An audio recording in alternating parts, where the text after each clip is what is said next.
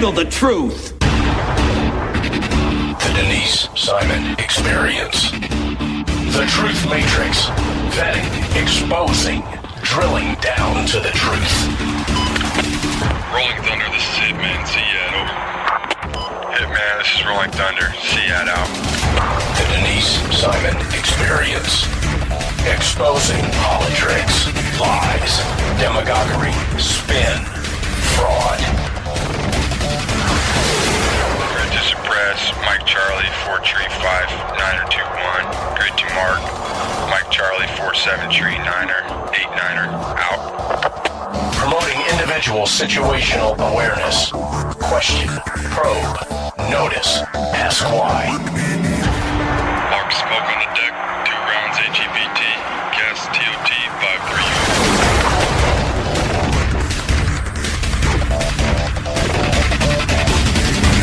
And now, the Denise Simon Experience. And hello, ladies and gentlemen, and welcome to the Denise Simon Experience. Very happy to have you along for the ride.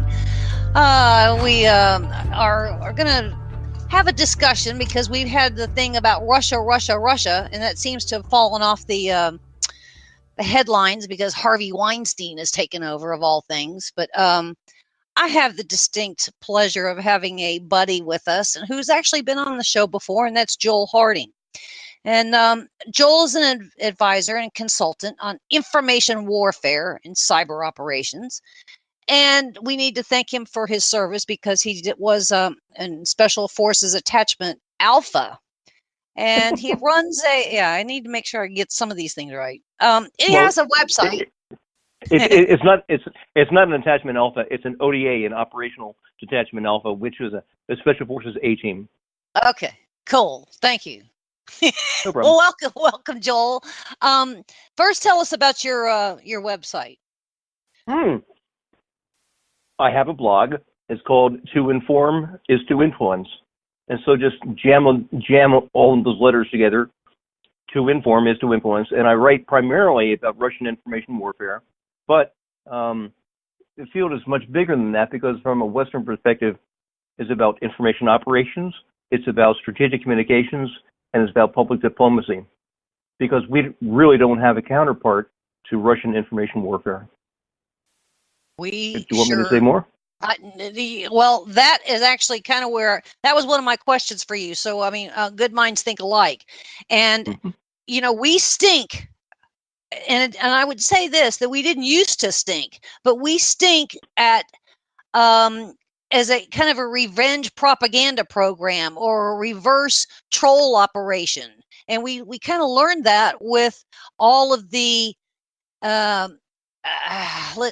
elegant propaganda that Islamic State was putting out. We didn't have a response for that, did we? Well, let me backtrack just a little bit. All right, I like that. Because I really love to give you a yes or no answer and then fill in the blanks, but it's much more complicated than that. Going back to during the 1960s, there was Edgar R. Murrow was the director at the time of the United States Information Agency, and he recognized that the only way to counter the Russian propaganda of the Cold War is to broadcast the truth. He says the truth is the best propaganda, is the best way to fight it. And there's a direct quote which I don't have off the top of my head, but he says it's the truth, the truth, the truth. So if we, point 2. I've talked with all the senior editors of what's called the Broadcasting Board of Governors, and those are the people that oversee Voice of America, Radio Free Europe, Radio Free Asia, all the other Cold War broadcasting operations where we would sit outside of Russia or sit outside of North Korea or Cuba or all the editors, every single senior editor that I spoke with and interviewed, they said that we don't dare broadcast propaganda to these people because they're more educated than we are, and they will be aware of it as soon as we start to try to propagandize them. And the idea is that you give them the truth and say, okay, here is the truth as best we know it. And then what's going to happen is those people are going to make up their mind.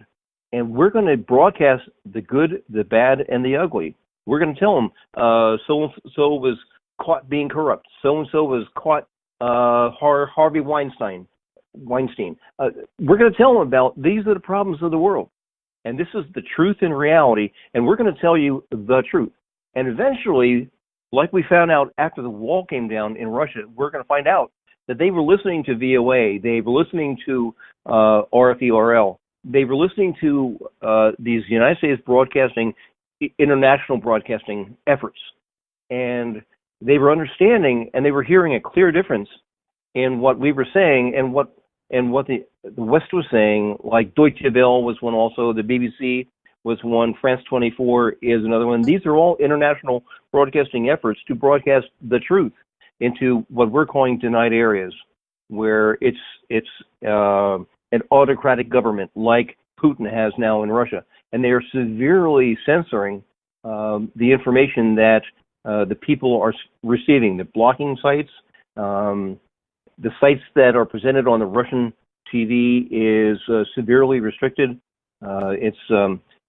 We know from people that have worked at Russia Today and Sputnik News, we know that they will take the facts and then they will skew them to a pro-Russian perspective. And believe it or not, but as much volume as we are seeing from the Russians, their main target is the Russian people, because they want to prevent a revolution. They want to prevent Putin from being overthrown. Well, it's not they; it's Putin's directing this whole operation. So, the Russian information warfare apparatus is controlled from inside the Kremlin. The presidential assistant that oversees the whole program is a gentleman called Vladislav Surkov, and reporting to him are all the various pieces of the Russian information warfare apparatus. And the major people in charge of the whole thing is the FSB, which is the replacement for the KGB. So the FSB oversees all this operation, and there's actually 9 parts to the organization. And Timothy Thomas, in his book Recasting the Red Star, who just retired from his job, so we can't get updates from him, but he wrote the most authoritative book about this, and he outlines the 9 parts. And it includes, there's a part that's dedicated just to working with the president and the foreign minister and the vice president and the PM. There's a part just dedicated to the seniors, and Peskov is part of that group also. Then you have a group that works with the seniors in the government, and those are like their cabinet level people. Then you have there's actually an information operations center. I'm calling it an information warfare center. This is the smart guys that put it all together. They say this is going to be the strategy for this week. This is what we're going to concentrate on. They go into that detail, and they actually put out guidance sheets. And we've actually intercepted a few of these guidance sheets. And it goes on and on and on. Even the Spetsnaz work for these information warfare people. But here's a really neat thing, is that we also know that it's not working like the Russians wanted to. There was a research study back in 2015 done by the Pew Research Center. Only 3 countries in the world viewed Russia favorably at that time, and that was Ghana, China, and Vietnam. And those are 3 powerhouses in world opinion. But actually, that's a complete failure. The rest of the world viewed them as very negatively. And then there have been 1 or 2 studies since, and I've written about this, but they all reflect the same results. The Russian information warfare program is not successful. And so we're hearing all this hullabaloo now in the news saying, oh, Russian information warfare and all these Facebook ads and all these things now. We're seeing the Russian trolls and all these things, and we can't trust the press. And so was it unsuccessful or was it successful? Russia information warfare has 3 goals. It's not to make people view Russia favorably. That's not their goal. Their goal is to undermine democracy in the West. Mm-hmm. Second is to sow chaos and disturbance. And the third is to promote Russian national interests. Okay? So they're undermining the democracy because, was our voting system hacked? we're having congressional hearings about this now. So bingo, they kind of succeeded at that. And even if they didn't, they have us thinking about it. The second thing is that they're undermining democracy. We don't really trust the press now. There's an open war between President Trump and the media. Fake news network is what CNN has been labeled. NBC is being lumped into the same people now. So they really did undermine our trust. I look at the newspapers now, and the first thing I think is this a guy a Russian troll? Is the first thing I think when I read some articles. So it's undercut my trust in the media. And then the rest of the people, you have to wonder they aren't as well informed as I am, and they don't see all the different forces at work. So, but what now? There's been a whole bunch of different efforts to counter the Russian information warfare. There was supposedly $80 million, which I've seen reduced to $60 million, was given in a bill last December, supposed to pump up the Global Engagement Center, which is an effort at the State Department to counter ISIS. Well, right. That's going nowhere fast because the money is still sitting in some pot in some pot is untouched because Secretary of State Tillerson has not touched it yet. He's a smarter guy than I am. He's more in touch with what's going on, and he's trying to do a reorganization of the State Department. So he's not going to commit the money until the reorg is planned and set in stone. And the second thing is that how in the heck do we know if what they're doing is effective? There are no measurements of effectiveness at all in the State Department's Global Engagement Center. And so they might be wasting all those millions of dollars, and we don't know. And I've been trying to hammer that out. It's really difficult to measure if it's effective or not, but it's not impossible. So it sounded like you were trying to ask me a question. No. You're doing great here. And you said, measure their effectiveness. Well, the only thing here I think at this point we can necessarily do is to chart and itemize the intrusions, and begin to kind of put some consequence to the chaos. I mean, we obviously have, a handful of congressional committees that are, assigning an awful lot of resources to information and having hearings, and then you got staffers, and then you got, airtime and all that. So, I mean, there's a consequence there. And then we're going over to NSA, and then we're going over to DIA, and then we're going over to CIA, and then we're going over to Pentagon. And I would also argue that I don't think enough has been paid to government contractors and maybe even academia on where they have been affected. Correct? There are some really great efforts at trying to quantify what is being done. Mm-hmm. We're really good at qualifying things, but there's a big difference between qualifying and quantifying. And when you say qualify, it's like I believe that they're really killing us. I feel that they're being very effective. I think that they changed the results of the election. And so Hillary Clinton is absolutely right. Oh, I feel so violated. Like I was beaten. Right. Okay. All this stuff. Okay. That's nice. Give me some quantities. Give me some statistics. Give me some numbers. We don't have that. And we're not going to have that until we get that kind of congressional insight and saying, I want you to figure out a way to measure this. And it's not really that difficult. The first thing that has to occur is a baseline study. You figure out what factors that you're going to study, and then you do a baseline study. And then you broadcast something and say, okay, based on the outcome of this, we're going to see it was effective.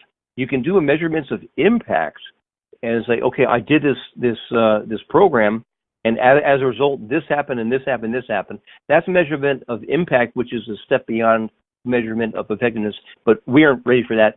The Broadcasting Board of Governors, I've spoken with them, they have committed to it, but I haven't seen one thing in the past year about them actually doing it. But the most important thing is that we as a nation have to realize that they're going to come at us. Okay, one of the problems that we have right now is that the vast majority of what Russia did to us was called an influence operation. They tried to influence our national vote, our democratic process.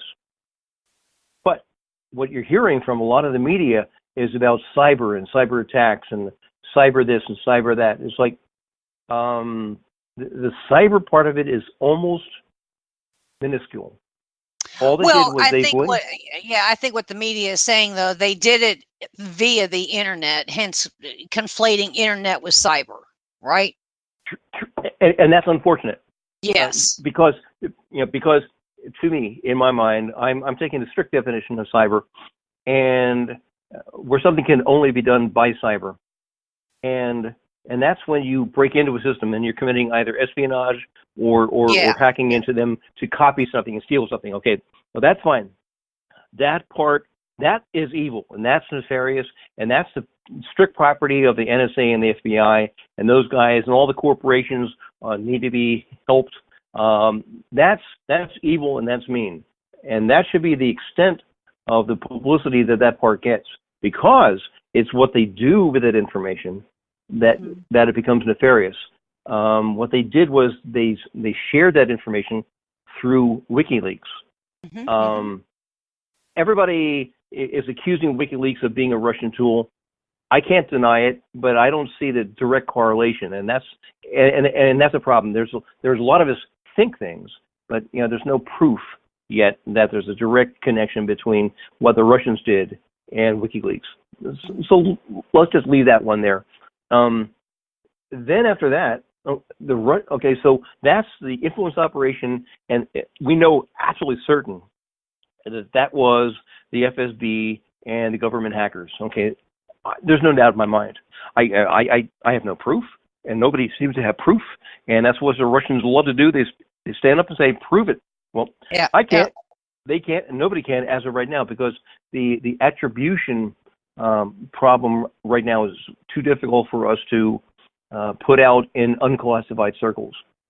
Correct. In unclassified circles, that's a good distinction. Right. As a retired intelligence officer that worked in cyber and cybersecurity and cyber intelligence, I have participated in quite a few operations where we could see the bad guys doing things, but to reveal that capability that's revealing a top secret classification capability that we have. Okay, and I have watched a bad guy do things. I have seen direct evidence with my own eyes, but we can't come out and acknowledge that, because once you've revealed the capability, you no longer can use it without exposing yourself. So the same thing for a lot of this espionage. They've created honeypots where they've invited the bad guys in, and they looked at their techniques, they looked at their signatures, they looked at their tools, they looked at every single aspect of somebody breaking into a system. But the thing is that at the same time, you don't want to disclose that to the public, because then you say, don't do this, don't do that, don't do that, because if you do, we'll catch you. We don't want to do that. But there are ways to shut them down, but they have to do what's called an intelligence gain and loss meeting analysis. Right.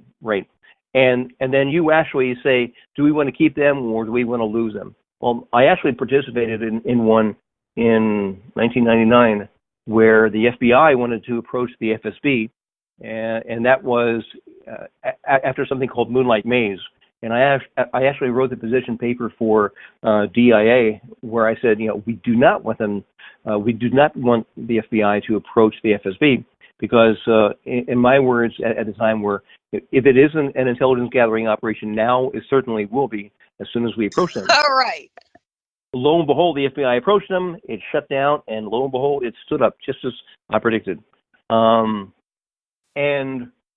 I hate to say I told you so, but sometimes there are wiser minds out there than all of us combined, and they'll sit there and Right. No pontificate, and they'll say, I think we should do this. And usually when the president gets involved, you're going to have a whole room of people that have really informed opinions. And I'm not seeing that when it comes to the Russian strategy. Not either. And it's not Right like now, it's not out there. Right. And this is the most talked about thing. But there's the thing is that, it's cyber. And it's like, no, it's not. Oh, it's trolls. No, it's not. People are too much into a knee-jerk mentality, and nobody's taken charge of this problem. And I hate to say it, but there is a person that's supposed to be in charge of this whole thing. It's the Deputy National Security Advisor for Strategic Communications. Now, the last time you heard that title was with a woman named Monica Crowley, and she got tossed out because supposedly she plagiarized her thesis. Right. So since she got booted out, nobody's replaced her. But that is the person that's supposed to be coordinating all the strategic communication, that kind of influence operations, that kind of investigation in the White House. And we don't have that person. Secondly, they just nominated the Undersecretary of State for Public Diplomacy. That's a person in the State Department that's supposed to be responsible. You have acting leaders, but there's nobody in place yet. They were just nominated and they haven't been confirmed. So we have all these positions that are supposed to be in charge of these things, but they're unfilled. Yeah, we have a lot of moving parts here, but we don't seem to have some kind of a cogent, posture, decision, plan, strategy, and tactic. I hate to say it, but put me in charge. That's what I want to say to these people. Just put me in charge. Stand aside, let me handle it. and I've actually submitted the strategies to the White House and submitted the strategies to the State Department's Global Engagement Center. I said, this is what we need to do to pull it all together. And by the way, these are the people that we need to have in the proper position. The only effective part of the government whatsoever right now is the Broadcasting Board of Governors, and they have a brand new CEO named John Lansing. Well, he's not brand new; he's been in place, I think, since last January. And now they're talking about replacing him already. But the Broadcasting Board of Governors has a very limited budget. When you compare them to RT, it's minuscule. But what they've done is they've taken all their assets in-house from BOA and out of RFE and out of RFA, out of Radio Marti and whatever, and pieced together this thing called Current Time. It's a Russian station, and it's only in the Russian language, and it goes 24/7. And they're broadcasting to Russia through the internet, and it's being broadcast also. And so this is a brand new initiative, and it's amazing that it's been received in Russia already, and it's having an effect. And people are quoting it. And so we actually have one part of government that's really doing a great job. Well, hold that thought, Mr. Joel. We're going to come into a break here, ladies and gentlemen. We're speaking with Joel Harding about Russia's operations. And make sure that you stay with it, because there's a lot more coming your way.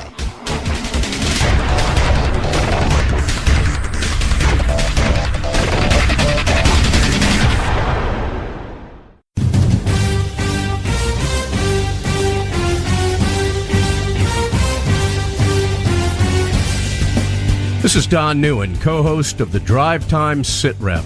Join me as I call into my Intel analyst, Denise Simon, for my daily situation report, or Sit Rep, the Drive Time Sit Rep.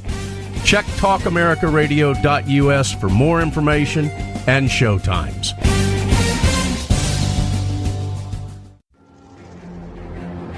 Let me talk to you, black people. When you vote for blacks and put them in office under the banner of the Democrat Party, please explain to me what black people get as a result.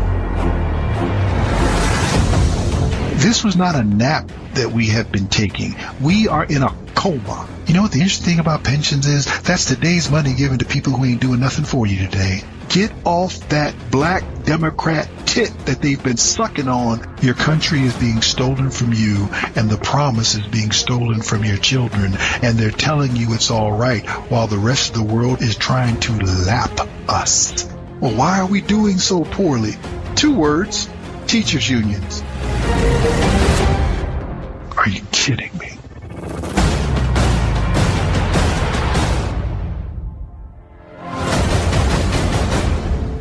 Black Man Thinking, Monday nights, 9 p.m.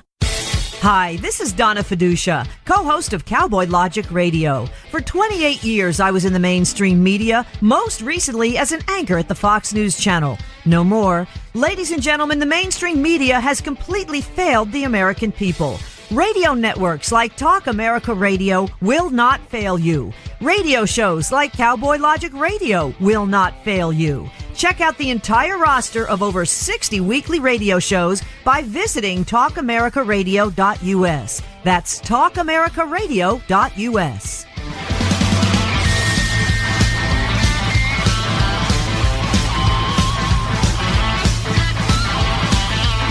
TalkAmericaRadio.us.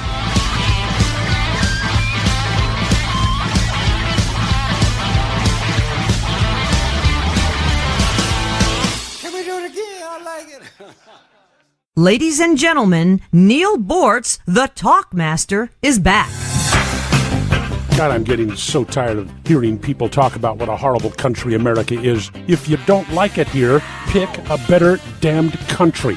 You are free to do so. Oh, calm down, Bortz. ConnectPal.com/BortzCast. There is no data that shows that police are any more adversarial toward blacks than they are toward whites. ConnectPal.com/BortzCast. And damn it, you jocks, why don't you talk about this culture of violence in your community?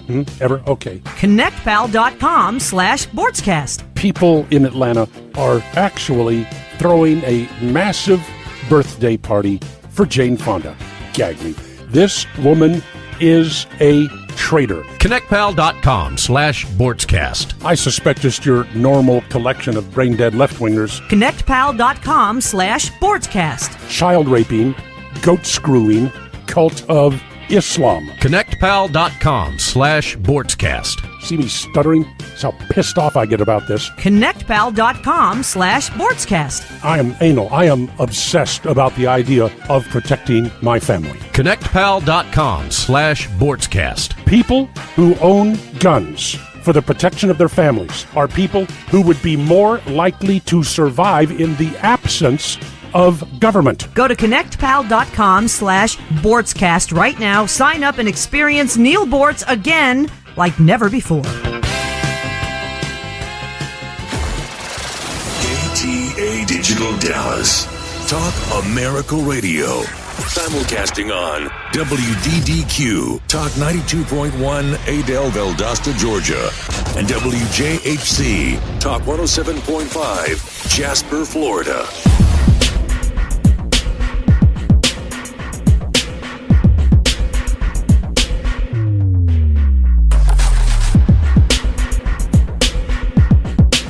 We are having a conversation with Joel Harding, who is a advisor, consultant on information warfare and cyber operations. And we have kind of covered the topic of what Russia has been doing. And it is malicious, certainly, but it's almost impossible to prove it all. We've got a lot of moving parts with all of this. I think our information and intelligence apparatus has been able to identify an awful lot of this, but they're not going to reveal necessarily all of what they know, because then we start exposing our sources and methods. The argument that Joel was making just before we went to break. So thank you, Joel, for hanging with us here. This is what Russia is really doing, I would call a part of hybrid warfare. Is that a fair statement? That's a new term for what they've done for 100 years.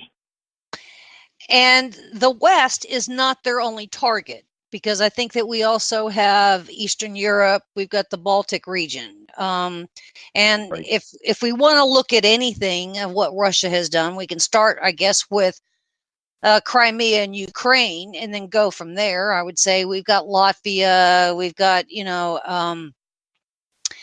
Belarus.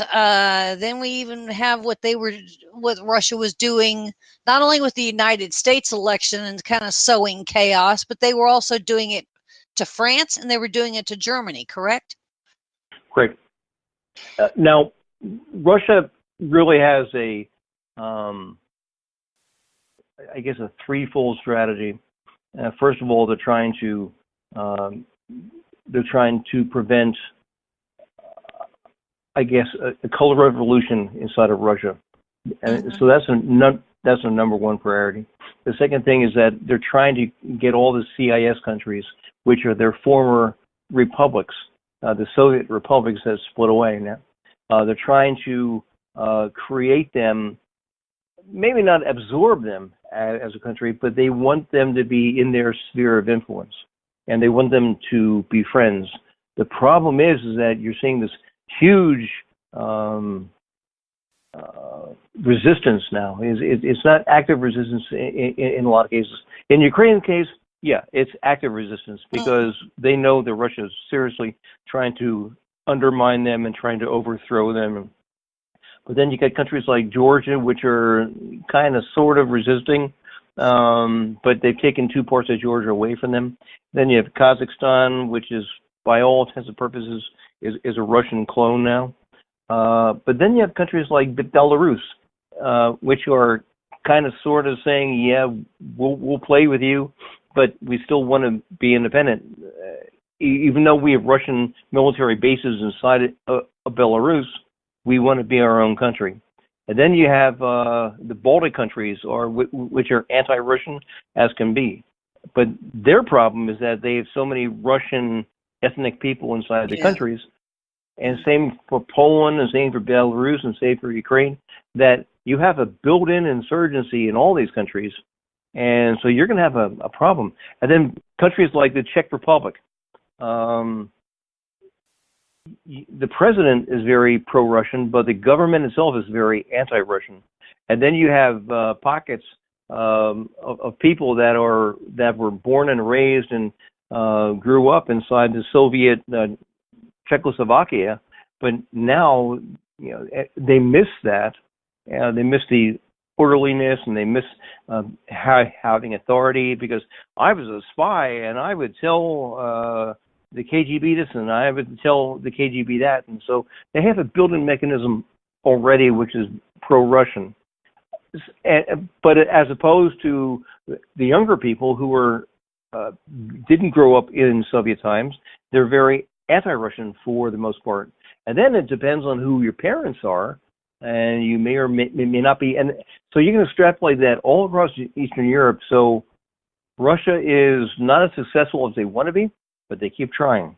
And then you have the West. The U.S. and UK are historical, perennial, permanent enemies of Russia, according to Russians. Russia, there is a person named, well, I'm not going to name his name, but he's a senior at the Russian Foreign Ministry. And I follow him on Facebook because he's great. He loves to brag about himself. And he puts out articles 8, 10, 12 times a day. Wow. And these aren't ones that he's written, but they echo what he thinks and what a lot of the seniors in the Russian government think. So I look at it, and basically I get about a 10 or 12 hour heads up before the rest of the world is that this is about to hit the market. This is about to come out on RT and Sputnik, and this is what they're about to say. And so I take a look at these articles and I analyze them, and if I can, I create a response to it before it comes out on RT or Sputnik. And I'm finding out my same words are being used by the VPG. They don't attribute it to me, but it's a nice feeling that somebody's reading my stuff. So Russia is being really insidious about all this thing, and it's literally, they've written up is Russia against the world. And so they really They play the victim. They say Russia is constantly being picked on. Okay, I can understand that. Secondly, they're saying that there is a united effort to attack Russia and to slow them down no matter what. That's definitely not true, and that's invented. And then they're constantly under an information warfare attack. The thing is that we're exposing what they're doing, so that's being effective, and they're acknowledging it. But the second thing is that all we're doing is we're exposing what they're doing, and then we're telling the truth. And their common response is to say, well, it's your version of the truth. It's not reality. And then they say there's no such thing as objective truth. It's like, give me a break. Like the shoot down of MH17. At one time, I counted 11 theories, but right now the official count is that the Russians came up with 8 alternative theories, other than the Russians shot it down. The West has always had one theory: Russia shot it down. But they're saying, oh no, it was an Su-25. Oh no, it was we thought it was Putin's airplane, Putin's private plane. Oh no, this was off and that was off. And it's like, give me a break. At some time, at some point, there's got to be a comedian, and I'll feed him all his information. But I could feed him all this stuff. And there was a Soviet comic. I wonder if we could do it for a Russian comic. That this guy would be a best-selling act. If it wasn't so clearly tragic, if it wasn't so bad, this would be hilarious. Mm-hmm. Because nobody can really take Russia seriously. Now, the long-term effect of what we're seeing here is that no matter what Russia does or says, it's perceived as a lie. The mm-hmm. Minsk agreements, mm-hmm. before the ink was even dry on the Minsk agreements, they were breaking it. They had the Baltsev offensive, and that was a clear violation of the Minsk agreement, but they went and they killed 1,000 Ukrainian soldiers just in a few days to get to this one strategic railhead. So they broke their own agreement. But in the long term, nothing that Russia does or says is going to be believed. Diplomatically, they're not going to be believed. And so this information warfare effort is hurting them. It's killing them. But in the meantime, we have to defend against it, and we have to find better ways to counter it. And it's not difficult to counter what they're doing. And that's just, but we have to be the first with the truth, if at all possible. Joel, it does. It does make sense. I mean, we can't seem to get down to some kind of a opening statement on this, much less a closing statement and all the parts in between. I mean, I've watched hearing after hearing on these variable topics that all are FSB centric on this, on information warfare, and we just can't seem to knit something together. But there seems to be some new chatter here, and you might be able to share some insight on revenge type propaganda and revenge for foreign hacking and trolling. Is that also called a hackback? Yeah. Okay. Hackback's good. Yeah, Congress. Well, they just Congress is pushing a bill through right now allowing hacking back, and to allow what's called a hackback. The problem is that you're going to have a very, very okay. I was part of a hackback back in 1998, where I can talk about it. Russia was hacking into U.S. defense contractors and stealing data that was then unclassified before it became classified. And that's a funny thing. But they would go in and steal information from academics, from defense contractors, from all kinds of stuff as part of something that we called Moonlight Maze. And the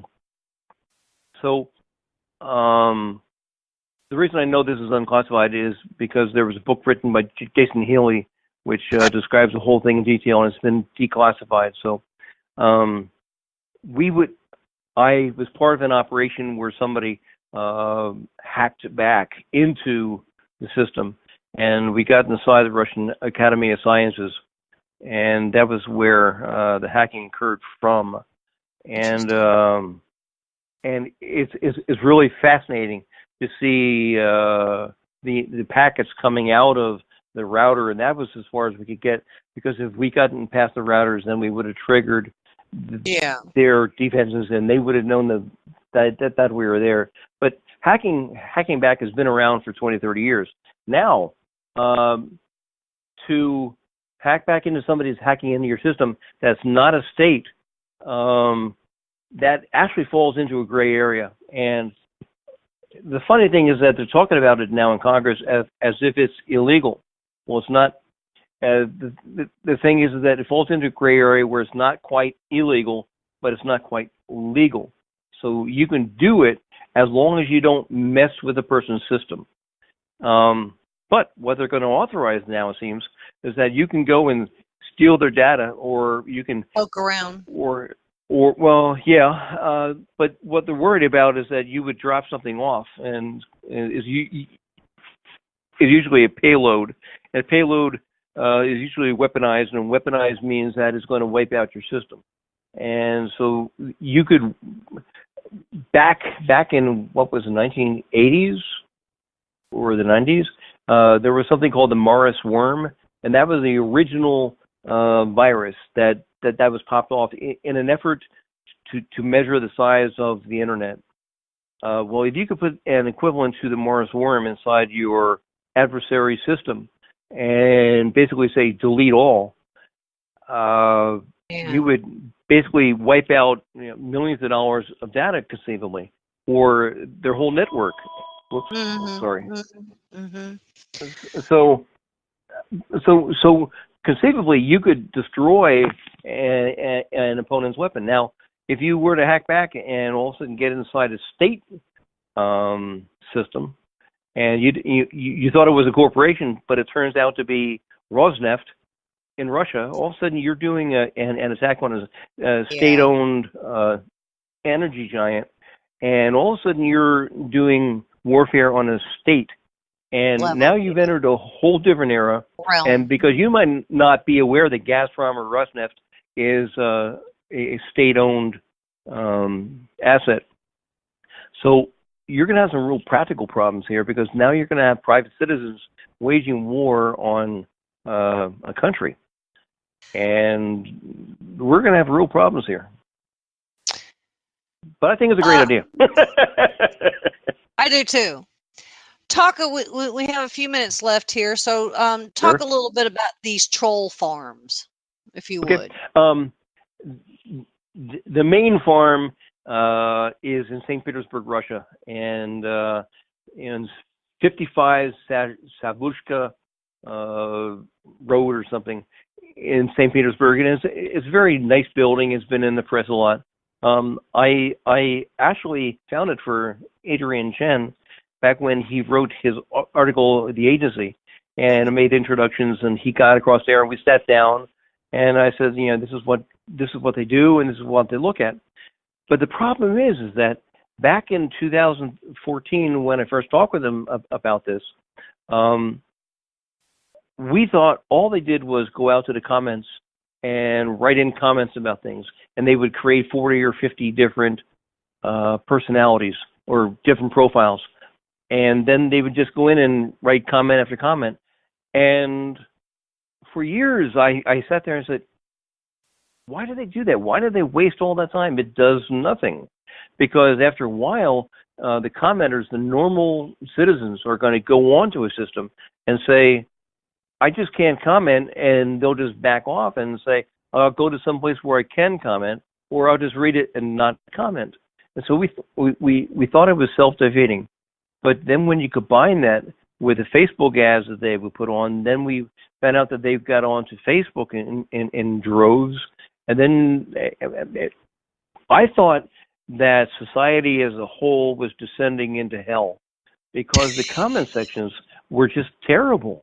Yes. And people, I would say, well, I support this, and people would attack me. You are a stupid MF. And it's like, well, I'm a what? For just supporting it? And I'm people got vicious. And now, in retrospect, I realized they probably weren't normal Americans. They were probably Russian trolls. Right. And so, but the things that we get to learn in retrospect are so different now as compared to what they were a year or two ago. It's just amazing. But they refine the game too. I mean, they know. I mean, they're measuring the likes and the shares on Facebook and on Twitter. So they're using essentially social media cultivation software, and they're exploiting what they see. And they have an advantage that you and I don't have. And the fact that they have bots working for them. Yes. And so they can create thousands of bot accounts that are just going to saturate you on Twitter, saturate you on Facebook, saturate you on any place that they're choosing. Or your own website. And well, yeah. And I get some doozy comments on my blog. But the nice thing is that WordPress hosts my blog, and they've got this great filter that takes out 90% of my spam, and it is great. But there is one guy who's just bugging the crap out of me, and I'm finding him in my spam filter now, and I'm trying to read his comments, and they're just hilarious. Poor guy. No. But These Russian trolls do not quit, and they've got it in for me pretty bad. Well, it's a job for them. I mean, they're getting paid $700-800 a month to do this kind of nonsense, and Yeah. That's probably upper class salary for what is happening in St. Petersburg. But I would say they're effective because there too is even more chaos because some people now what we have lost confidence in our media, we've lost confidence in our government, and it always looks like Russia is riding in on their white horse and oh yeah. And so now we even have Americans that are believing this stuff, and we end up spending a whole bunch of time trying to clean up the mess, and sometimes you just kind of give up, right? Right. Well, it's really funny that you mentioned that because just a few days ago, 2 days ago, I was sitting on an article saying that Russia is going to save the title almost literally said Russia is going to save the day. They're going to mediate. They're going to mediate discussions between Iran and somebody else. I said, North Korea. Yeah. Oh, it's just unbelievable. And well, they said the same thing about Libya. We're going to go in and we're going to go fix Libya. We're going to stabilize the government there and blah blah blah blah blah. Yeah, they've got to be shown as being part of the solution and not the problem. Yeah. Do you have any kind of expectations, Joel, that I would say Congress is way behind on this by a factor of maybe 10 years? And I don't see anything, or maybe even more. I don't see anything coming out of Congress that's going to give us any kind of countermeasure, law, or agenda that's going to neutralize this. Do you? Congress has his thumb up his butt, and his other thumb is in his mouth, and they keep switching thumbs all too often. And the taste is just killing me. But that seems to be their drill as of right now. They're having hearings, so they care about what's going on. But as for being active and proactive and actually accomplishing something, no. The money that is in place is being sat on. So it's having just about that's $80 million which could be spent elsewhere, to sponsor the Denise Simon show or something. It could be better spent elsewhere. But the good news is that they are having hearings. We are identifying the people that actually give a damn, and that's the people who actually put their names on bills and are trying to get stuff done. The problem is that they don't follow up on it. Mm-hmm. And it's all these bills that have been floated and nothing's come of it. So I'm looking at, there's a project right now, it's actually being funded by the German Marshall Fund, which I think somehow is U.S. funded. But they funded something called the Hamilton 68 Project, and which is actually following the trends of Russian trolls, and they're following the Russian bot accounts and the Russian troll accounts. And so if you can count the number of times that they tweet something, you can say, okay, this is the direction that they're flowing in today. And it's fascinating that technology can do that. But now we need to put it into practical terms to combine both identification of what Russia is doing and combining it with the information that will counter what the Russians are actually saying. And you can see quite clearly that they're trying to stir up the racial tension. They're trying to take the NFL protests. They're trying to capitalize on that. They're trying to capitalize on Weinstein, and so they're trying to use sex and sexism and misogyny. They're trying to do anything which can divide us, and they're trying to foster discussion and use extreme views. And it's like, I think they should be shot. And it's like, nobody thinks they should be shot, but that's what they will say just to stir up these extreme perspectives. Right. And all of a sudden I'm mad at Denise because we're talking about this, and I think that's absolutely racist. And it's like, give me a break. But that's what they do on purpose, and that is part of the problem that in a democracy. Well, we have freedom of speech, and there are natural divisions within each society. In Europe right now is the fact that they have so many problems with immigrants, and in London they have so many problems with Islam and Sharia law. And supposedly there's right, and these are all tinder points that we can inflame an entire society, and Russia loves that. They love it. The thing is, sitting back, the Kremlin sitting back and just applauding. This is working out better than we thought it would. So let's say that we're coming to the end of our time here, Joel. I'm sorry. One last point here. One last point. The CIA doesn't do the same thing to Russia, but just imagine if they would. I agree. Good point. Good point. Ladies and gentlemen, we've been speaking with Joel Harding, and please go visit his website, toinformistoinfluence.com. He's doing remarkable work, and thank you, Joel, for being with us. Thank you. More coming your way, ladies and gentlemen. Stay with us.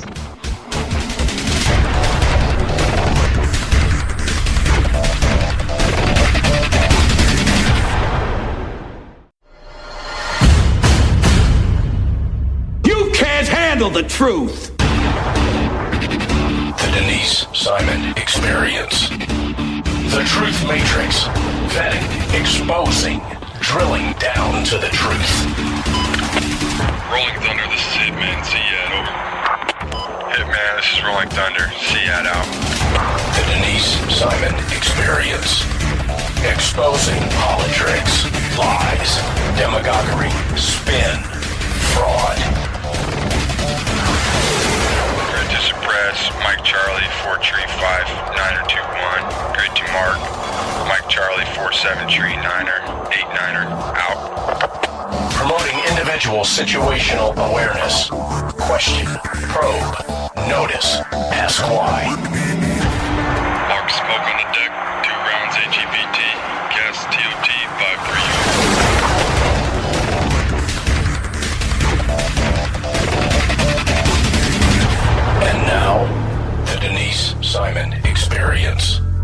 Thanks, ladies and gentlemen, for hanging with us here on the Denise Simon Experience. Very happy that you can ride along with us.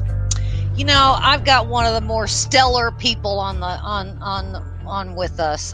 You know, I get thousands of emails a day because I feel like I just got to keep up with everything. But there's just one person's email that I look forward to every day, and that's Daniel Horowitz's emails. I mean, he's just got it going on. And, you know, so you guys know he's been on with us before, but it's been a while. But Daniel is the senior editor, Conservative Review. He's got his own talk show, and he's an attorney. And he just wrote something that was just so brilliant yesterday that I tapped him on the shoulder and said, hey, you got to come on with this. So, Daniel, thanks for being with us here on the Denise Simon Experience.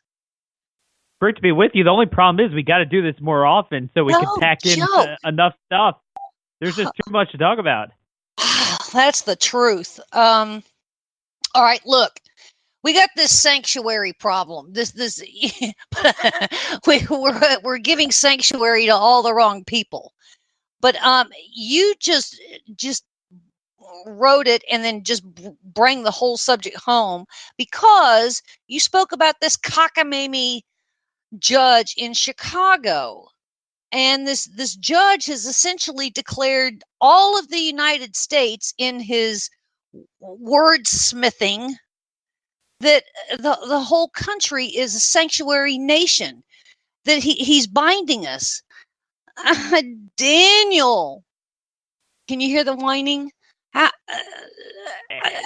no one's talking about it. I mean, you know, judicial amnesty is the biggest threat to our country. And it's flying below the radar. People aren't paying attention. You know, I wrote a book on this, which is half the book is about it, Stolen Sovereignty. And it literally speaks to this article you're referencing to that I put out yesterday. Our sovereignty is being stolen by unelected judges, a violation of consent-based governance. You know, just real brief overview before we get to the Chicago judge. There is a general trend going on in the courts the last couple of years that is collectively the immigration equivalent of Roe and Obergefell, meaning what the courts have done to marriage and life, they are in the process of doing to immigration and sovereignty. They're basically invalidating every immigration law. Obviously, people saw with the travel ban, but they're doing it by invalidating almost every deportation, even of criminal aliens. They are granting all sorts of affirmative rights to illegals. They're blocking the federal government from doing anything to clamp down on sanctuary cities, and they're also blocking states from clamping down on sanctuary cities. And then in some cases, there's been a number of cases invalidating ICE detainers. So there's nothing you can do about illegal immigration. They come here, steal our sovereignty, unilaterally assert jurisdiction, get standing in court, which is unbelievable, overturn 200 years of written precedent where the courts themselves admitted they have no jurisdiction over sovereignty issues because that has to be rooted in the people and the political branches. And just with the flick of a wrist, what was unique about the Chicago judge is, you know, some of your listeners, I'm sure, are aware of one of the good things that the Trump administration did, spearheaded by Attorney General Sessions, was to threaten sanctuary cities by cutting off law enforcement grants to those that refuse to hand over their illegals. And these aren't your, you know, we know they're all valedictorians. They're all serving in the Navy SEALs and the greatest people ever alive. But the reality is, among some good people, there are a tremendous amount of very bad dudes. So by definition, what we're talking about here are those that have been processed in local jails or prisons. So all ICE asks of them is, hey, given that we have to defend national sovereignty and America is comprised of the 50 states, so by definition, illegals, once they pass the border, they're going to be in one of the states. If you come across them, you know, you arrest them for a DUI. This is very common, a DUI, a burglary. And, you know, for low-level crimes now, nobody gets locked up despite the complaints about incarceration. The truth be told, there's not enough people in jail for many things. They get let go, except the difference is if you're an illegal, why should you be released into our population so you could kill more people with DUIs? just hand them over to ICE and they could go through deportation proceedings. They say, no, screw you, we're not doing it. We're going to hide the ball and thwart federal law and become neo-Confederates. And that's what they do. So what you have with the courts is the courts trample upon the states, right? The states do not exist. They can't make their own marriage laws. They can't regulate the most gruesome procedures of abortion. They can't set the terms of early voting or whether to have it. They can't ask for photo at the polls. There's nothing that a state can do. Everything is taken away by the federal judiciary. But the one thing that is manifestly federal in nature that everyone agrees upon, which is national sovereignty, immigration law, especially to deport criminal aliens, suddenly, state powers, you can't threaten a state. So that's basically what they said, and the Chicago judge applied his injunction on, the sanctuary city policy from the Department of Justice nationwide. Freeze frame right there. Just so your listeners understand, what differentiates the judicial power from a super legislative or executive power is that you could only adjudicate an individual case or controversy that has legitimate standing before the court. A judge cannot veto laws, veto policies, right? That's not the system of government we adopted. Congress passed them, or on a state level, legislatures passed them, and the executive either signs or vetoes it, and once it's signed into law, then they have to enforce it. Now, if someone feels that they have a right being violated by that law, they could, bring that grievance before a court and issue relief to that plaintiff.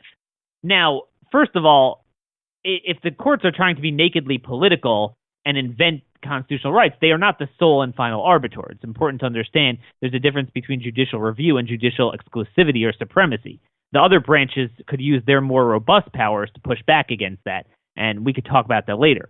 But moreover, even if you agree with judicial supremacy, as all the lawyers do nowadays, they don't have the power to a district judge, meaning even if you say a Supreme Court has that power, a district judge, which, by the way, is a creation of Congress, not the Constitution, so they stand below Congress, not on par or certainly above it, they cannot say, I'm invalidating a Trump travel ban. I'm invalidating. You can't do that. You could grant relief to that plaintiff, in this case, the city of Chicago. Now they're wrong about it. So this is the problem we have. Why am I going through this? Aside from the fact that we have a major immigration problem with the courts, and we could get, into some of the examples if you'd like, but there's this false sense of security that I want to slay. I want your listeners to understand how bad the judiciary is and why we need judicial reform, not just, let's appoint better judges, which we've been saying for 50 years, and there's a number of reasons why that doesn't work. Let me give you one example through the prism of this Chicago sanctuary city case to understand why it doesn't work. Kimberly Strassel in the Wall Street Journal wrote a op-ed saying, Scalia's down the bench. Trump is really just, appointing great people. Now, there's no context given which seats are being filled, which circuits. We're not swinging any circuit. We're basically just filling the vacancies of good judges. And look, this is not a criticism of Trump, but he's making good picks. But this is more any president, there's a limit to what you could do. Obama just really did a number. His 8 years were just very strategic. The way the circuits were, there's about 8 circuits that are gone. They are gone. So there's 11 circuits plus the D.C. appellate court, which is really the most important, to 12 main circuits. At least 8 of them are gone. 1 or 2 of them that are already middle ground or kind of good, he can make better, the 5th and the 8th. But the reality is most of the circuits are gone. What that means is no matter what he does, even if he has 2 terms of appointing so-called Scalias, all the left needs to do under this erroneous, insane, prevailing system in the legal profession is shoot at any policy he does, anything he wants to do, go to any number of districts that are whacked out, which no matter how many opportunities he has, at least 50% of them are going to be that way, and to have those districts strategically, forum shop to a circuit that is messed up, which there are many, and that are irremediably broken. You're not going to change. The D.C. Circuit, 4th, 9th, and many more are gone. Mm-hmm. They're gone for forever. I could go through the math, but they're gone forever. And get a nationwide injunction, and you're done. And the Supreme Court rarely takes up the case. This is Robert's shtick, by the way. One of the ways he's screwing with us is he doesn't grant cert. A lot of conservatives think the Supreme Court is messing up America. And I'm not a fan of the Supreme Court. But it's really, more accurately put, it's the lower courts are really screwing us. Often it's our side that's appealing to the Supreme Court to get them to overturn the lower courts. And usually either they side with them or they don't take up the case. They don't take some the of it's case, a caseload issue. Some of it's political. And, Thomas sometimes calls out Roberts and these guys. They do this on gun cases, whatever. My point is, don't get lulled into this false sense of security that somehow we're remaking the judiciary. We're not. The capacity of good judges to do good is nowhere near the capacity of bad judges to lie, cheat, and steal, and rig the system to do what they want. And you're seeing this every day. I'll just, one final thought. I didn't write about this, but after I put out the article, I saw today the Supreme Court did exactly what I'm talking about. Same thing. 4th Circuit last year invalidated the deportation of someone who raped a minor because there's all sorts of ways they get out of it, all sorts of craziness. The legal fog, as Scalia always called it. Guess what? The Supreme Court refused to take up the case today. They announced not taking up DOJ's appeal. So there you go. We can't deport a freaking illegal creep like that.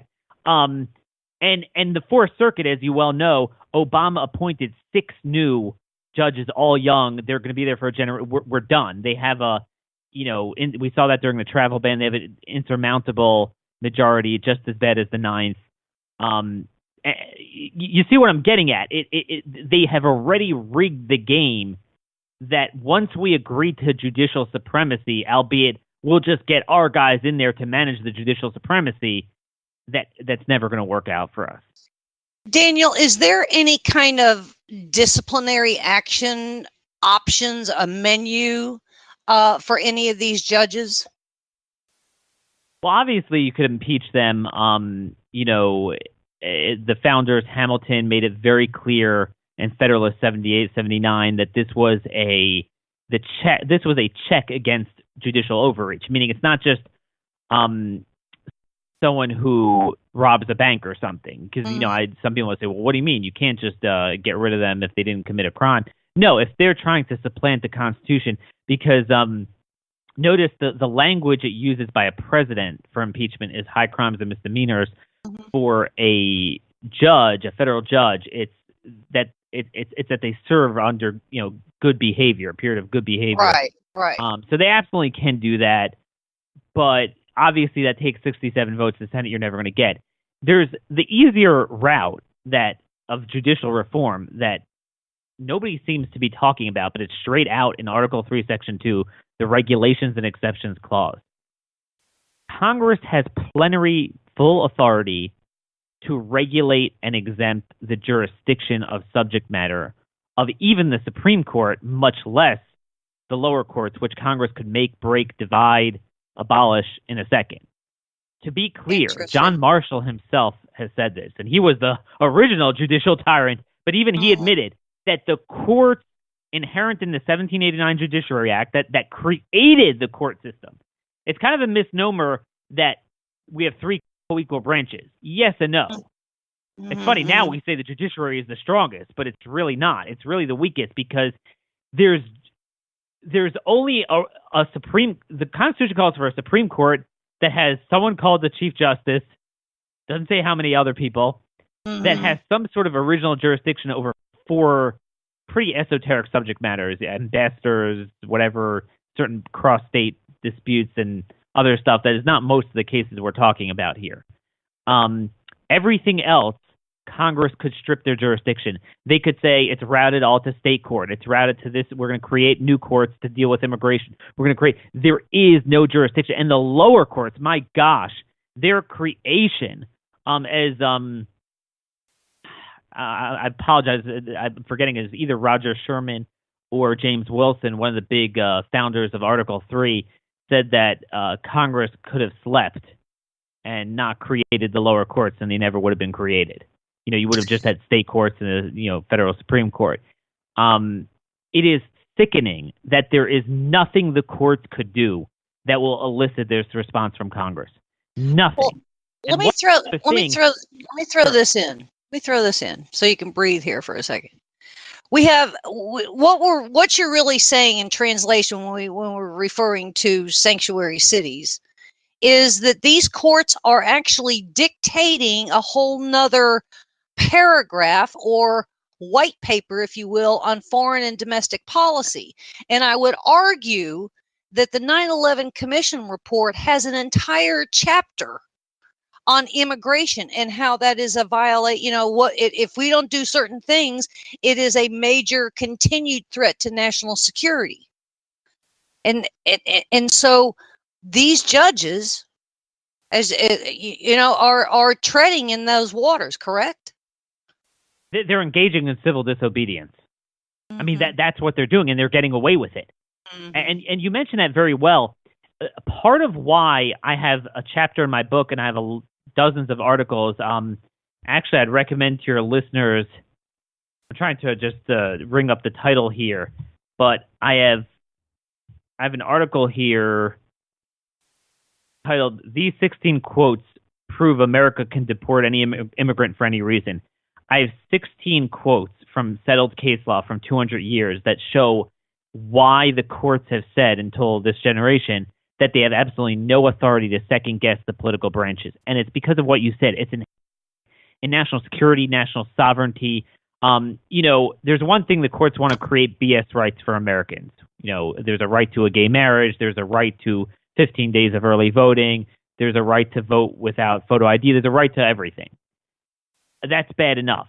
But this is the final frontier in judicial supremacy that they've never, even the Warren era, it's called the plenary power doctrine, that, the political branches as represented by the people must decide sovereignty, must decide the future orientation of the country, immigration decisions, just like foreign policy, military policy, war and peace, diplomatic relations. The courts cannot get involved. They all recognize that. And they are just, that survived the Warren era. But the last number of years, they're just throwing it out carte blanche, and no one's blinking an eye. This is the most dangerous thing around. I mean, you saw with the travel ban, the immigration moratorium, they were literally debating in oral arguments with some of these clowns on the lower courts. What's the nature of the threat? I mean, are you kidding me? Even if you disagree with the president, that's not a legal question. I mean, could you imagine?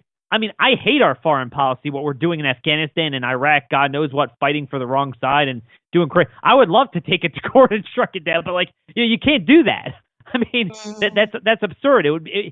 So they've taken it over. But what this boils down to is there's a legal term called adverse possession, where kind of like, if you have a 50-acre lot that's undeveloped, then you just stop paying attention to it.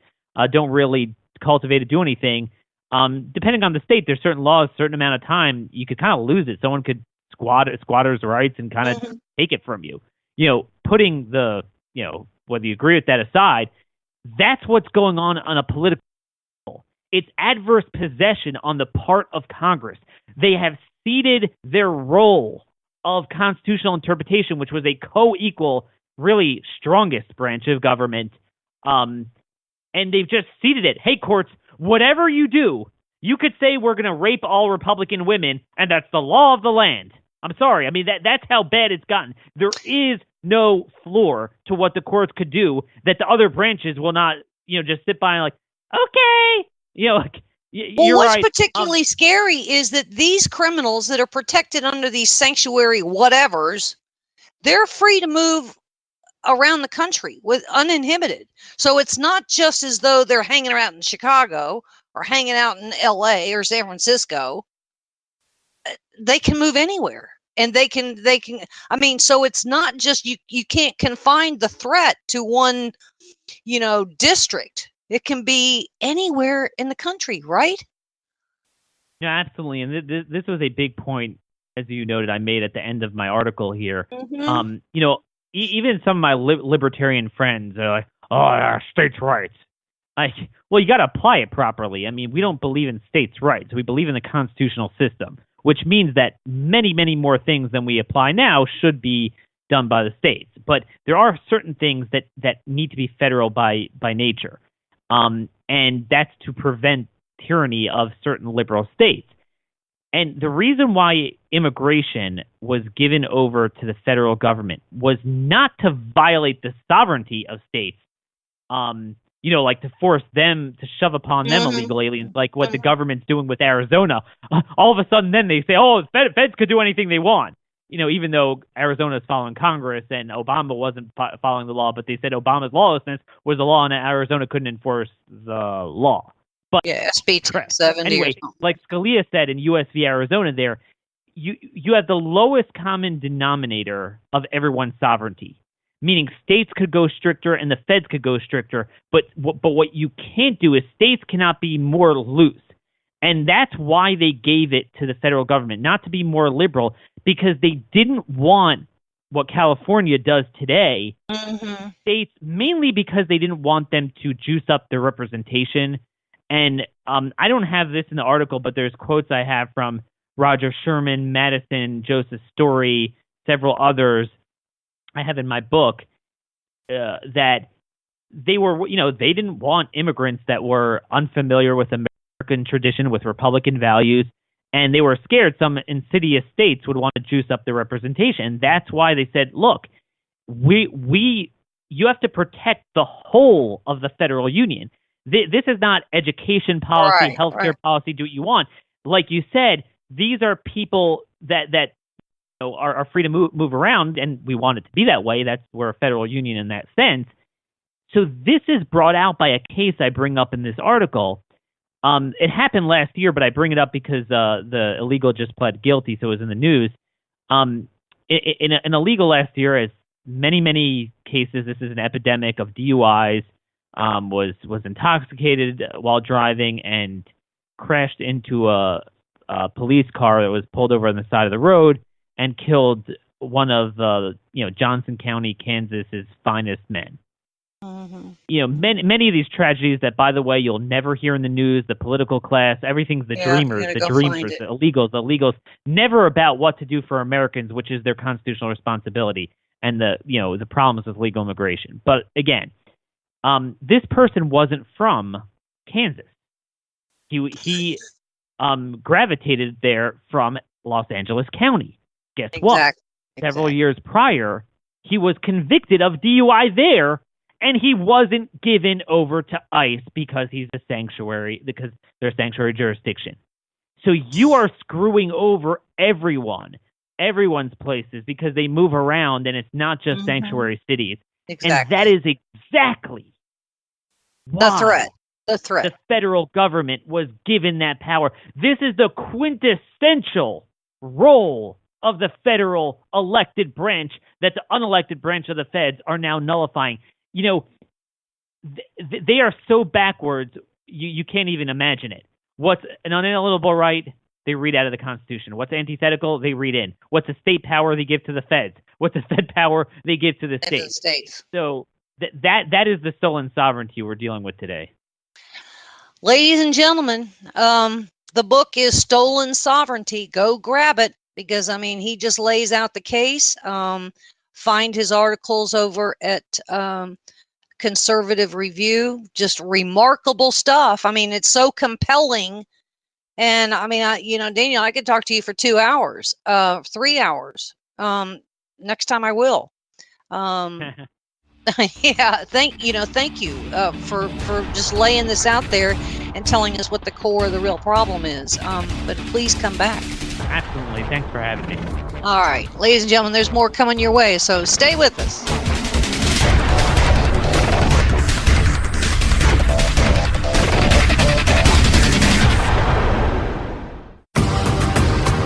Hi, this is Donna Fiducia. And Don Newen from Cowboy Logic Radio. Ladies and gentlemen, if you don't go to sleep every night completely fatigued, from trying to restore America from the destruction that is taking place? Then you're simply not doing enough. Join us every Tuesday night, 9 p.m. Eastern, for Cowboy Logic Radio. Let the restoration begin.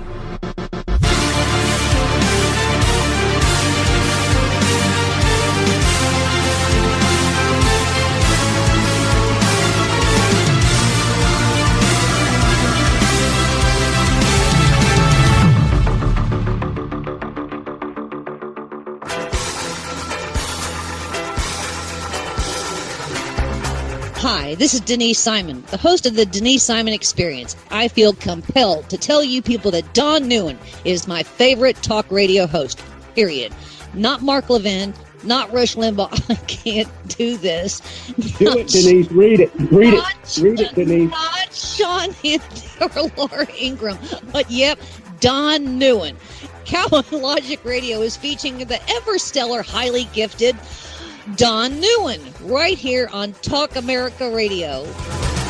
This is Don Newen with Cowboy Logic Radio. On behalf of my beautiful co-host, Donna Fiducia, I'd like to express my gratitude to Denise Simon for those kind words. I don't think I could have done it better if I would have written that myself. Cowboy Logic Radio, every Tuesday night, 9 p.m. Eastern, right here on Talk America Radio.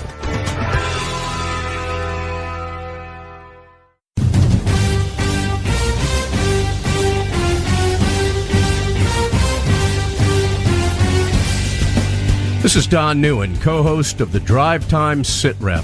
Join me as I call in to my Intel analyst, Denise Simon, for my daily situation report, or Sit Rep, the Drive Time Sit Rep. Check talkamericaradio.us for more information and show times. KTA Digital Dallas. Talk America Radio. Simulcasting on WDDQ, Talk 92.1, Adel, Valdosta, Georgia, and WJHC, Talk 107.5, Jasper, Florida.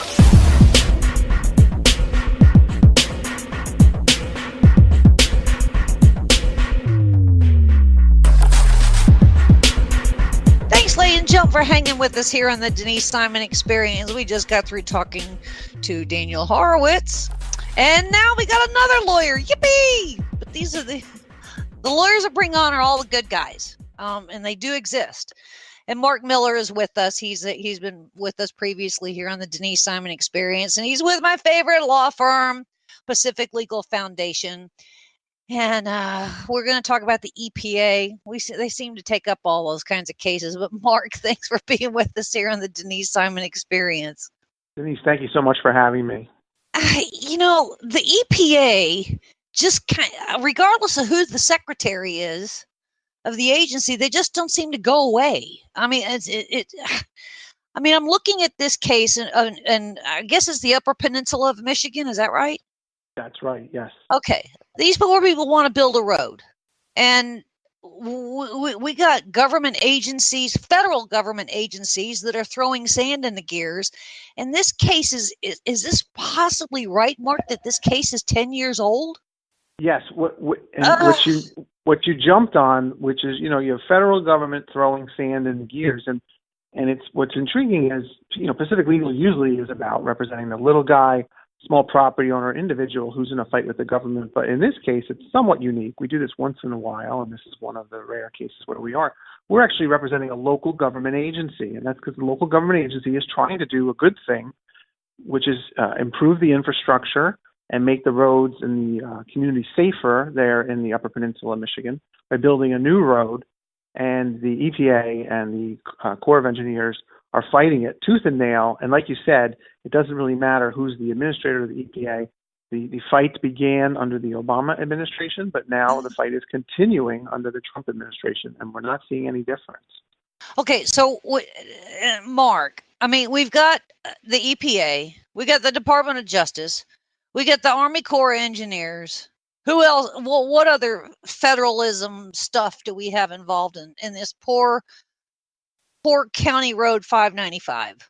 Well, you've nailed all the important agencies, and okay. What you have then is an application of the Clean Water Act. The Clean Water Act, right? It allows the federal government to control lots of land and oftentimes not wet water, but actually non-water, and tell you what you can do on your property. And here you have property that everyone agrees, unlike many of our cases where the federal government tries to control property that has no federal wetlands on it. Here, everyone agrees there is wetlands on the property where our client, the Marquette County Road Commission in the Upper Peninsula, where they want to build their road. But what they're willing to do is make sure they protect 26 acres of wetlands for every 1 acre they impact with this 20-mile road. The 20-mile road is going to allow large industrial trucks that carry nickel ore from a mine to the mill to be refined. And right now they got to go through small towns on a route that takes you about 120 miles back and forth. And they do this several times a day. They go along a college campus. If you can imagine your college campus having these large industrial trucks, they don't have any way to bypass, so they have to go right by the students and also by schools and little communities. And instead, Marquette County wants to build this basically as the crow flies road that would only be 20 miles, so 40 miles back and forth. 40 miles. It makes perfect sense. And by the way, when we talk about the environment, it would be better for the environment because think of all the diesel and the oil that's not being wasted, all the carbon dioxide that's being spent going 120 miles each way instead of the 40 miles each way, 20 miles there, 20 miles back. And this is dozens of times a day. So environmental-wise, it makes sense. Certainly for the community, it makes sense. Almost everyone wants it, except for the NIMBY types, the types who don't want to see any development whatsoever. You could argue also the type who oppose mining at all costs, whether it be coal mining or in this case nickel mining, iron mining. But the bottom line is we have a good road project that is good for the community that would bring needed jobs and efficiency and environmental protection. But the EPA is fighting us, and we're actually going to be fighting them in federal appeals court up in Cincinnati. We just were told the oral argument in the case will be in December. How much is the 10 years or so?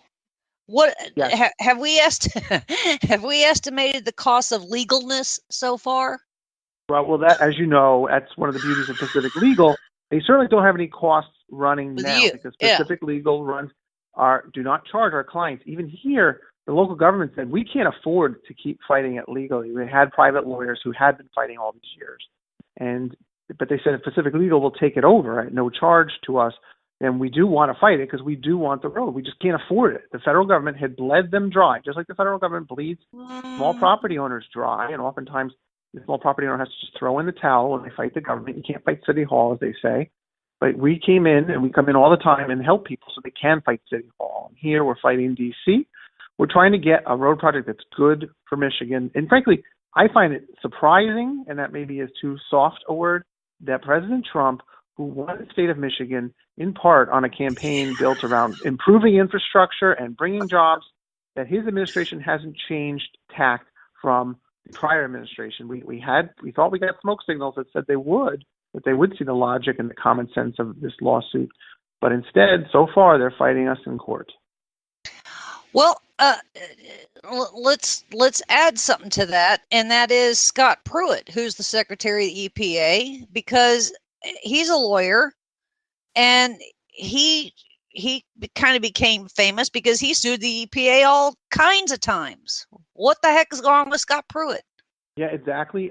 We at Pacific Legal, we're very familiar with, EPA Administrator Pruitt. He, as the Attorney General of Oklahoma, we oftentimes were aligned with him on friend of the court briefs in those kind of cases against the federal government, where states were opposing what the federal government was doing, and Pacific Legal sometimes had a client, and the state of Oklahoma was aligned with us. So here it is surprising that the administration has not changed position. We've given them every reason to. We've seen other cases like this where we thought the administration would see the common sense and the logic, because whether it be the Department of Justice attorneys or in this case the EPA, that the change in administration you think would lead to people wanting to, of course, protect the environment, but do so in a way that also has some degree of common sense and doesn't throw the baby out with the bathwater. In this case, destroy the environment through all the, ash, the dust and the oil and everything that gets used in this long track, this 120 miles back and forth. when we can just cut this shorter track, which, by the way, the road is already there. It's just a private road being used by timber companies. So the county is simply going to improve the road. It's a dirt road now, and the county would be improving it, which is good for the environment, making it safer, and then opening it to the public so the public can use it. There's just so little downside here that one wonders why Secretary Zinke, who certainly is much better than the alternative we would have had if the woman who fell down the steps the other day had won the election. But still, I don't know what he's doing. That, we're still fighting this in court. We have used, we're trying to use the microphone, if you will. We've written in the Wall Street Journal about the case, and now most recently the article that caught your eye was in the Detroit News in Michigan. And that's another thing I should mention. Michigan wants the road. The legislators on both sides of the aisle, Republican and Democrat, have issued proclamations in the State House in Michigan and the Senate to say, we want this road. And it just baffles me that the federal government from D.C., thousands of miles away, can stop what the people of Michigan want. So I trotted on over to the EPA website. And interestingly enough, there's a statement there that says government and business can work together to protect human health and the environment.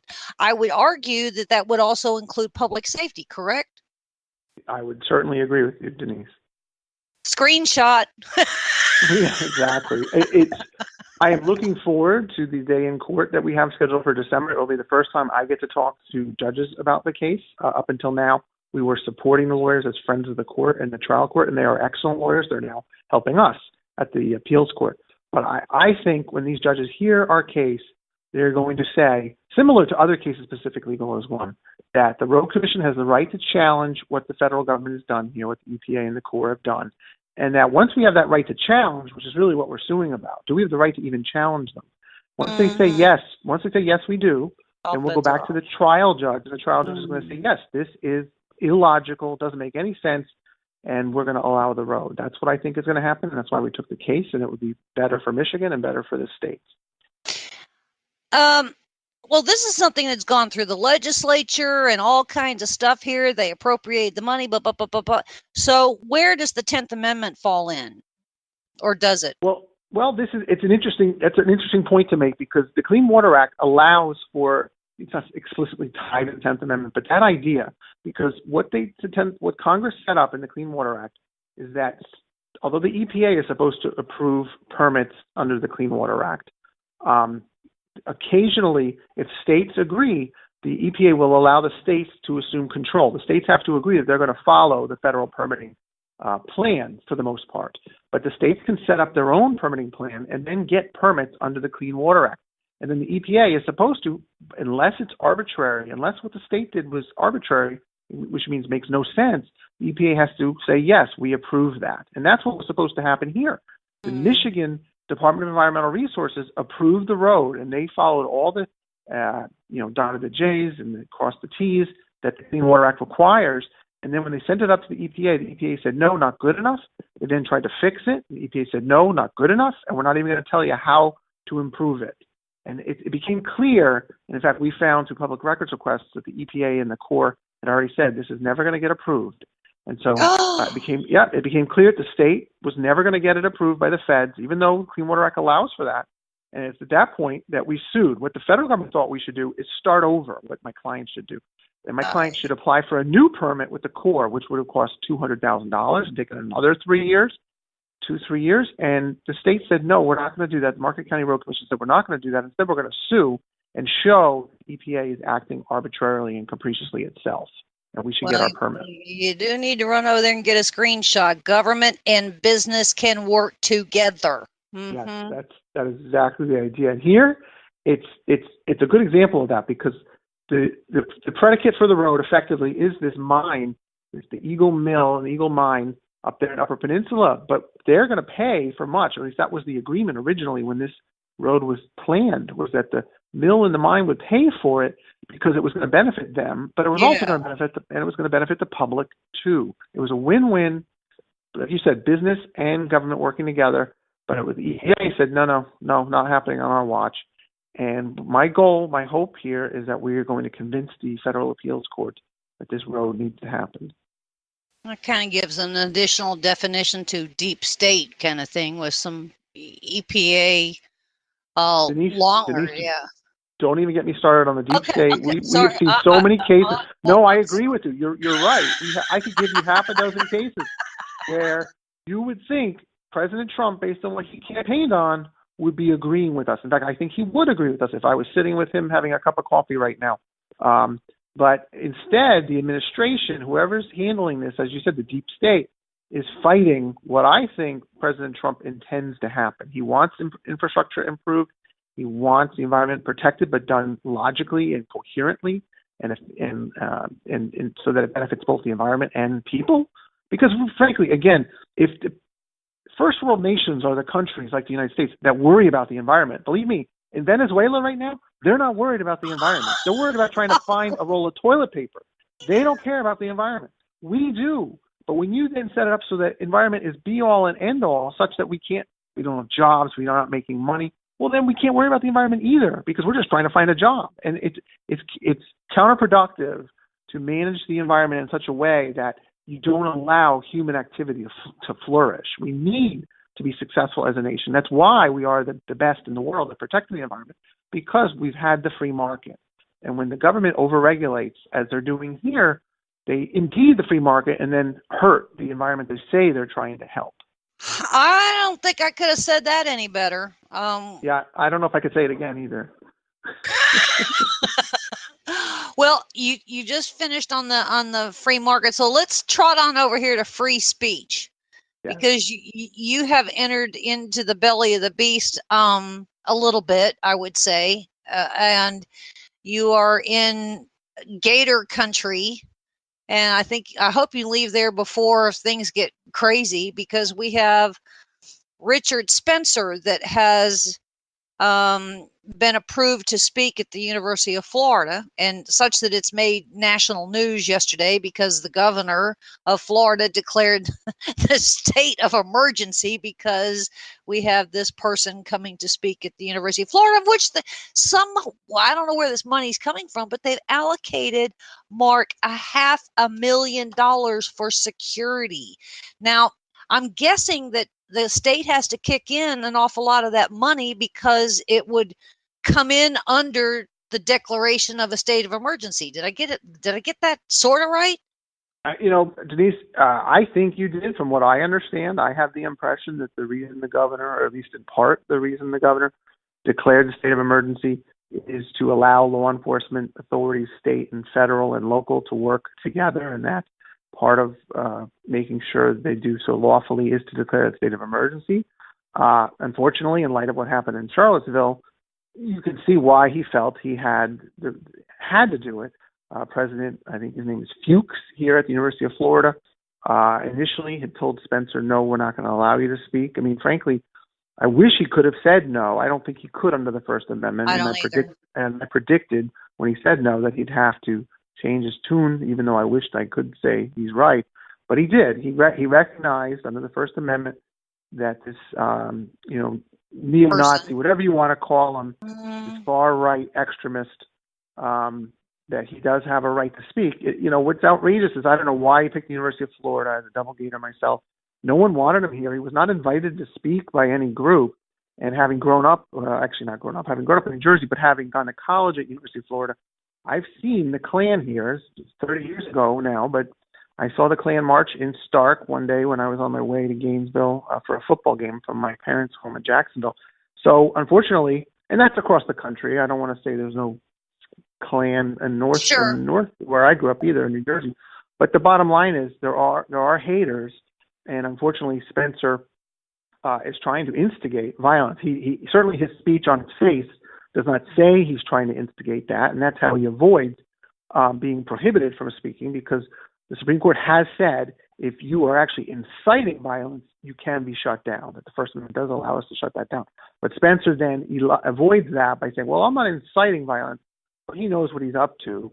And because I'm a double gator, I believe that the administration, University of Florida, and Governor Scott, the law enforcement, I believe in them, and I believe they will keep the peace here.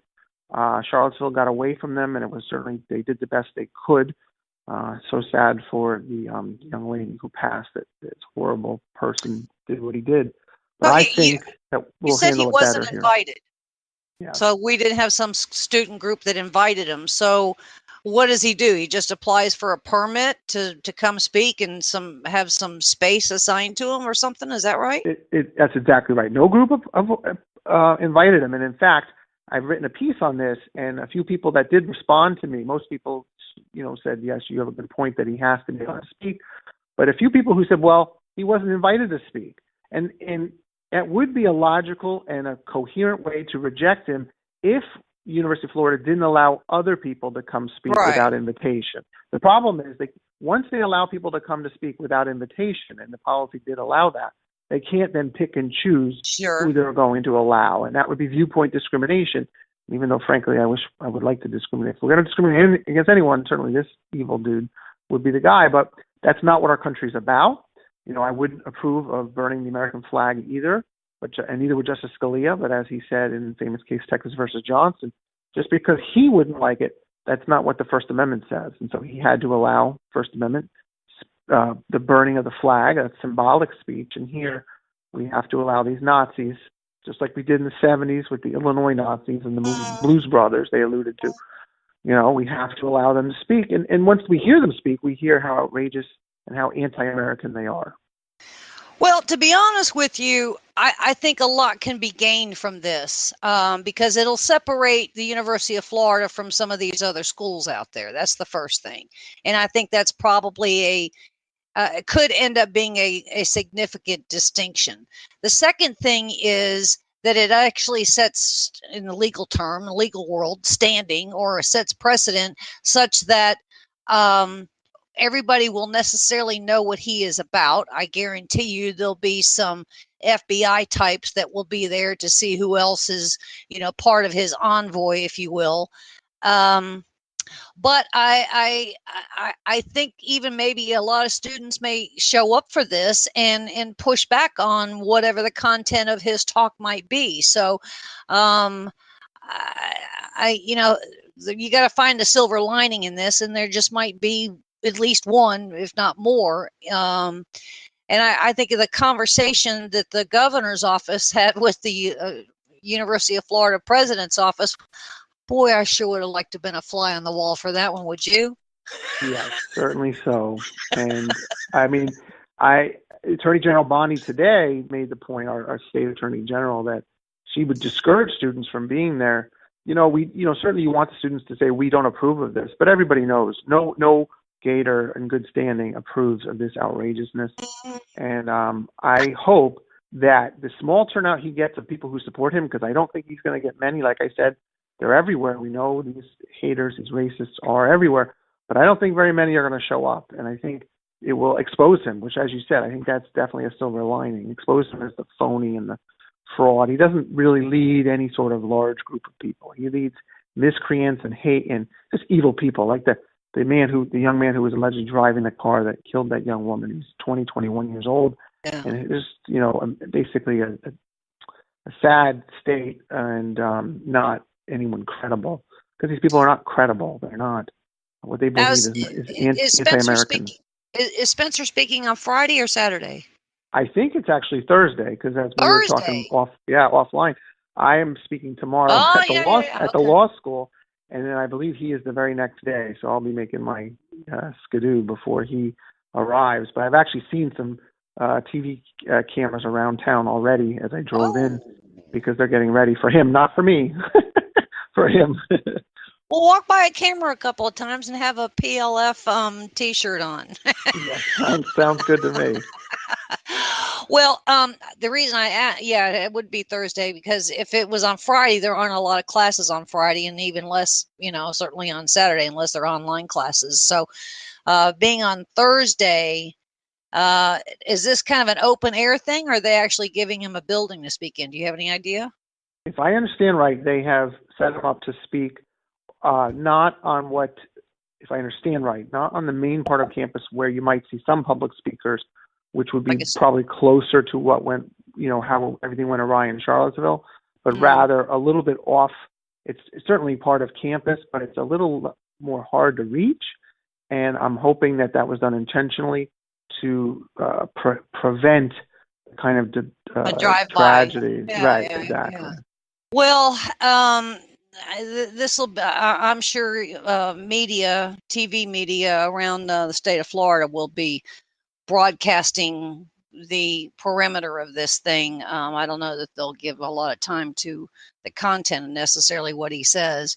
I don't know either if the university gave him any kind of stipulations. Are you aware of any stipulations that they may have said, yeah, come on, but here are the do's and don'ts?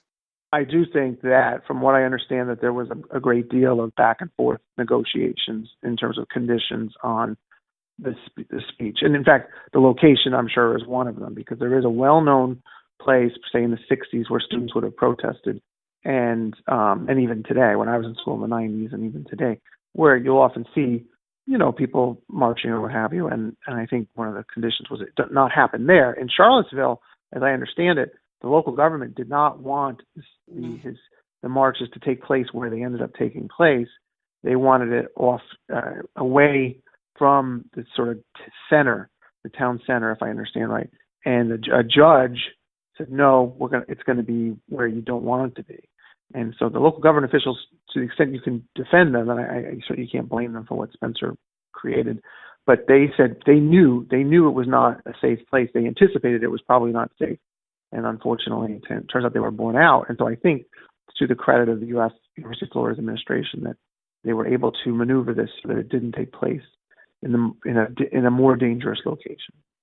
Well, with $500,000, you can pay for a lot of tripwires, I suppose. Yes. So it'll be quite interesting. And I hope some people there take some real precautions, because things do get out of control, regardless of what measures, countermeasures, or anticipations that you may take. So, ladies and gentlemen, big round of applause to Mark Miller at the Pacific Legal Foundation, and very good luck with this case, trying to get Little County Road 595 built, and I would say taking on at least 3 federal agencies. So that'll be a very interesting thing, and just wonder if Scott Pruitt will even show up. But thank you, Mark Miller.